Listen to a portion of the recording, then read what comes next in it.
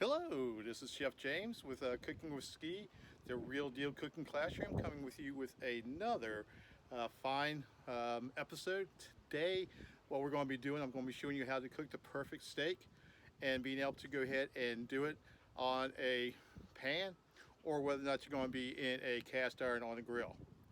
I'm going to be actually doing this a European style, which is from the Master Chef Huston Blumenthal, who's from over the UK. And we're actually going to be doing it by constantly flipping the steak back and forth. So we're going to go ahead and do this. Like I said, I'm going to be doing that with a steak that has been dry aged. So we're going to be ahead and do that and showing a new method in which order to go ahead and cook your steaks, whether it's inside on the stove or outside onto the grill.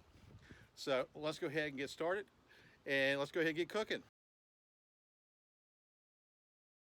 What we've been hearing about out on the internet is you have to take your steak out at least 20 minutes to let it come to room temperature. That's a myth. You don't need to take it out 20 minutes. The difference between taking it out just before you use it and 20 minutes before, it's negligible. Basically, maybe 1.5 degrees difference.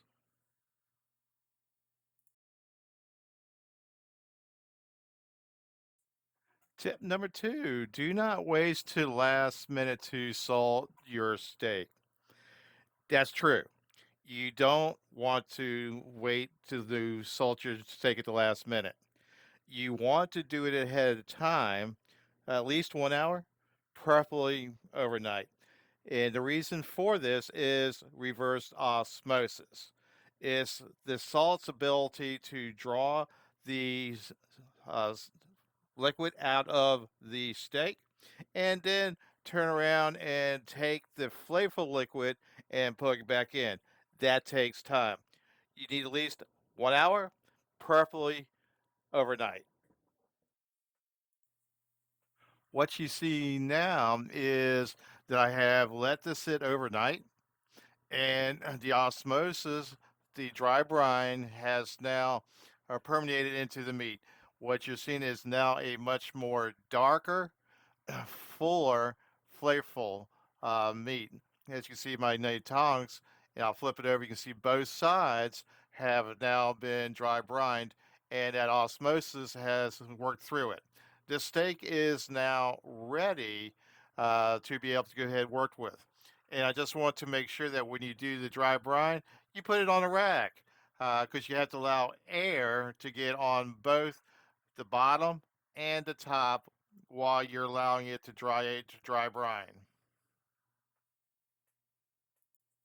The method that I'm going to be using today, you can actually use this either on the pan or out onto the grill. Is uh, we're going to be doing this where I'm doing a Houston Blumenthal style of cooking steaks. Now you can do this at any temperature. You know, your temperatures for steak are 120 to 125 for rare, 130, 135 degrees for medium rare, 140 to 145 degrees for medium, 150 to 155 degrees for medium well done, and well done 165 degrees on higher. The concept that we're going to be working with today is that once we put this into the pan, you can do it outside on the grill or you can do it on the pan. The method is still the same, just some slight differences between the two. Once you get the pan up, now you need to have this pan searing hot. I'm talking 400 and 400 degrees on hot. This puppy has to be hot. I prefer using cast iron. Cast iron that works perfectly. It retains heat. It can take high temperatures. You don't want to do this in a Teflon type of pan, and you can do this in a stainless steel pan. Grill, it's a little bit different because you have to kind of start it on direct heat, move it over to indirect heat while we're working at this. But you'll see as we go through.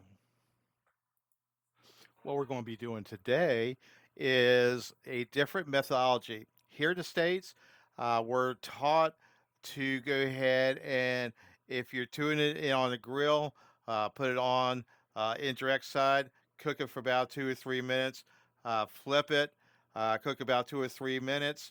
If you're in a restaurant, you're going to go do the same thing, flip it about 2 or 3 minutes, then you're going to stick it into the oven for about 2 minutes, flip it, put about another 2 minutes for a total of 5 minutes, and then you're going to bring it back out and finish this back up. The concept that we're going to be working with today is that we're going to constantly be flipping that steak every 15 to 20 seconds. Here's the methodology behind this and the science for this. When your steak is on the heat side, at the bottom of the pan, it's heating up to about 200 degrees. Then when you take it off and you flip it, now that 200 degrees on the top is now getting reduced down, cooling off. So you're constantly flipping back and forth to go ahead and get a even cook on both sides of the steak. And you just keep doing this until you get to the last side. Now I'm going to go ahead and switch over to the next, my food shot, and I'll be right back. Okay, and some of the tools that you're going to want to be using is I have an infrared gun that kind of gives me an idea of what the temperature is onto my cast iron or any surface that I'm looking with. You want to have, if you don't have that, the two items that you really want to have, one is because you're going to be handling it much more than you do a regular steak, is a set of thongs, because you're going to be picking up, and you're going to be picking up, rotating. You'll see all this. And I use an instant read thermometer because you want to use a thermometer. Don't use your thumb. Inside the thumb, one gives you 1 degree, another side part of it gives you another degree. That doesn't work. Use a temperature probe like this. Now they go from about $80 on down. I've been using this every day since I've been cooking. Which is about 25 years now. So that's a very reliable one. So what we're going to do now is you want to use a high temperature oil, something like avocado oil. You want to put some down in the bottom, get it going, let it come up to temperature. Then what we're going to do is, let me find one of my mitts to work with. Hold on a second. I got mitts everywhere except when I need to use one. But you don't want to pick this up. We just want to make sure we get the oil circulated all through here. Okay. And you do want, as you can see right now, you do have smoke coming on up. You do want that. So what we're going to do is just lay the steak right on in. And what we're going to be doing is constantly, every 15 to 20 seconds, be going ahead and flipping the steak. So you're going to be counting yourself.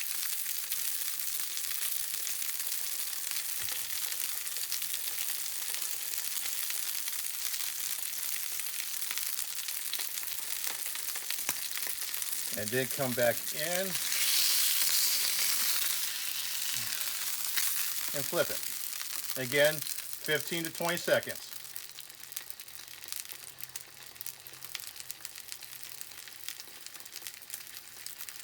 And you want to keep on doing this, flipping it every 15 to 20 seconds.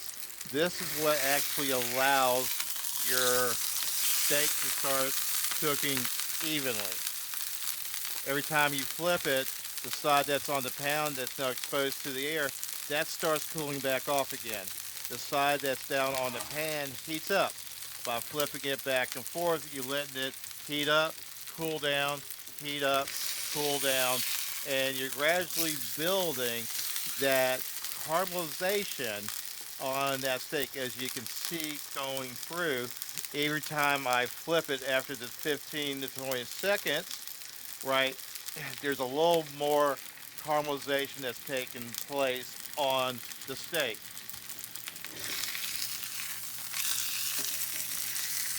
Just keep flipping it every 15 to 20 seconds.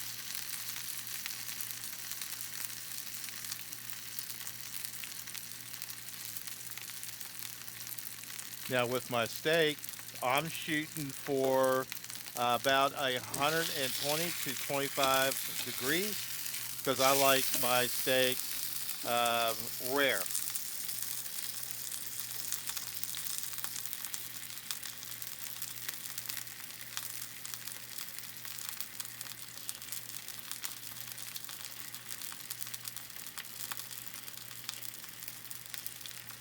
One thing I really enjoy doing is experimenting with my food. I don't always do the same thing over and over and over again because there's so many ways to do something. What the way I was taught, there may be a different way to be able to do it better. So yes, I can go in and on the grill make a juicy steak because I know the methodology, and I can do it in a cast iron and or in a oven. It doesn't matter. The methodology is all the same.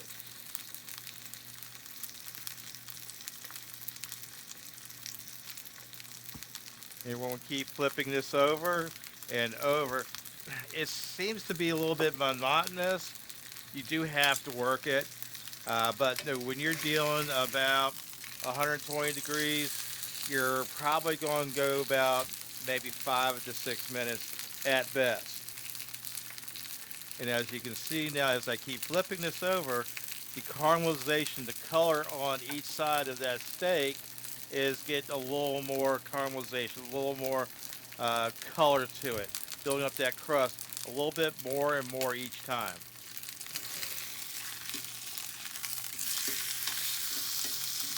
As you see, once I flip that, this side of the steak now has a little more color to it, but it's cooking evenly.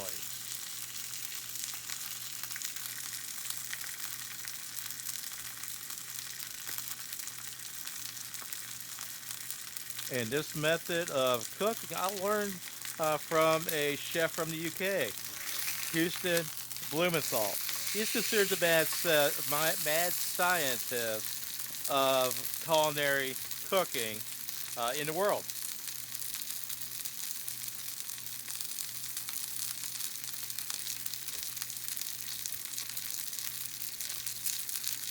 And I talk to my friends and stuff, and it's, well, I've been doing it this way, and it's just fun. If it comes out great, keep doing it. I'm just trying to show and teach different ways that we can cook to achieve the kind of food that you want to have and be very proud of serving. And you can keep seeing that color. Now I'm sitting here and testing the temperatures. Yeah, I put my probe in. I'm now at about 150 degrees Fahrenheit on my steak. So I'll be flipping this a couple more times, maybe 2 or 3 times, and then I'm going to go ahead and pull it, and I'm going to do something else.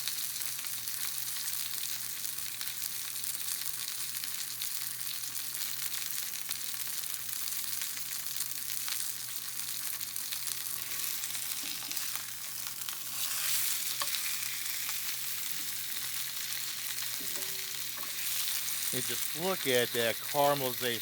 From the first time we put this in till now, this is a most delectable, delicious steak that I'm building up for you. Now, we want to don't forget to do the sides. All right, we've done the top side, bottom side, but don't forget the sides. We gotta have build up a little crust on those as well. Yeah, there we go.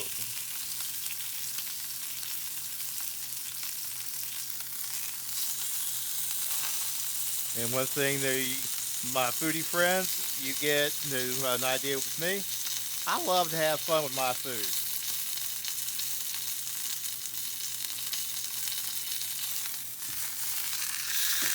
Now I'm going to go ahead and flip it back over, make sure I get the other side.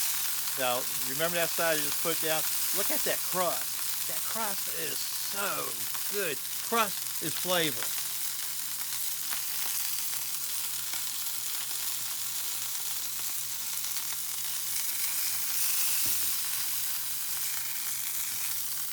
Now, what I'm doing is I'm taking it off the stove, just putting it on my cutting board for a moment because I'm getting ready to go ahead and finish this up. Now, if you notice, I just plopped in a couple of slabs of butter, starting to melt them back down again, and I'm getting ready to finish the steak up. And one thing I absolutely love, and there's nothing wrong with it, is butter. I use unsalted butter. Butter is actually good for you. Now I'm putting the steak back in again, and as you saw on the little blurb there, use a probe.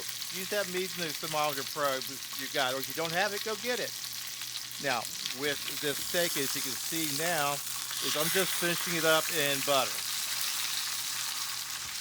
and again rotating it a little bit, 15 to 20 seconds. Flip it, 15 to 20 seconds, and I'm getting ready to once I get a little more color into it, is I'm going to tilt the pan and I'm going to start spooning the butter right on top of the steak. Now, lifting the pan does two things. It kind of takes the steak off the heat, but also allows me to have the butter pull up so I can go ahead and spoon it back onto the steak again.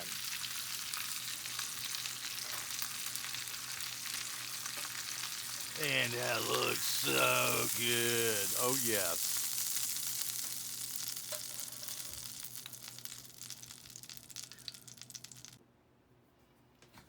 Now that I have the steak cooked, I'm putting it on my cutting board. And here's where you want to go ahead and let the steak rest for about 10 minutes. The reason by is right now we have put this thing through so much stress, heating, cooling down. And what I'd like to do right now, while this is new cooling down and resting, is go ahead and spoon some of that really good butter that we've used. But yes, let it go ahead and rest. That's the key to all this. Now, you don't need to sear. That does no good. But go ahead and let it rest. And you do need to go ahead and let it rest for at least 10 minutes. Now, while I'm letting this rest, I'm making some sides to go along with this. Doing a little bit of potatoes, onions, and mushrooms to go as a side to this dish.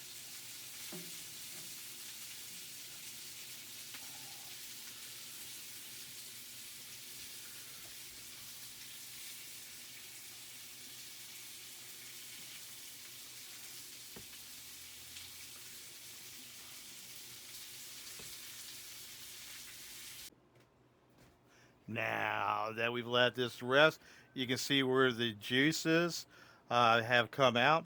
And we have a really gorgeous crust to it. So, right now, what I'm getting ready to do, the steak is cooked. I'm about ready to go ahead and just check the temperature one more time with my handy dandy instant probe that cost me $9.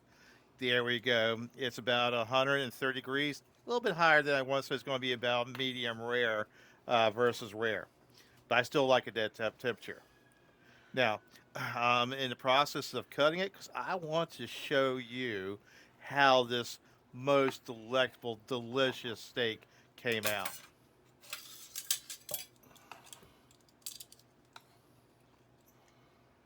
Now, look at that steak. You see on both sides, top, bottom, how even that cook is. And in the center of it, it is juicy, pink, medium rare. That's the perfect steak.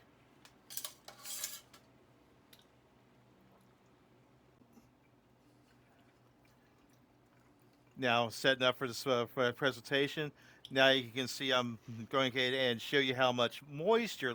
Look how moist this is. Oh my gosh.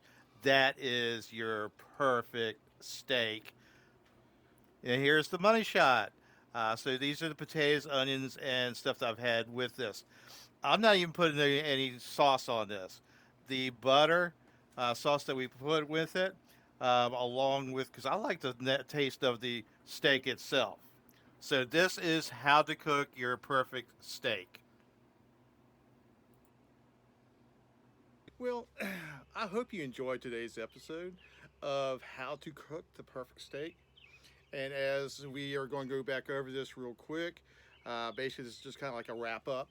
And when you're cooking your steak, just to make sure that you do understand what we just went through, one is go ahead and dry brine it. You do that with a little bit of salt. Stick that into the refrigerator for at least 1 hour, preferably no 24 hours.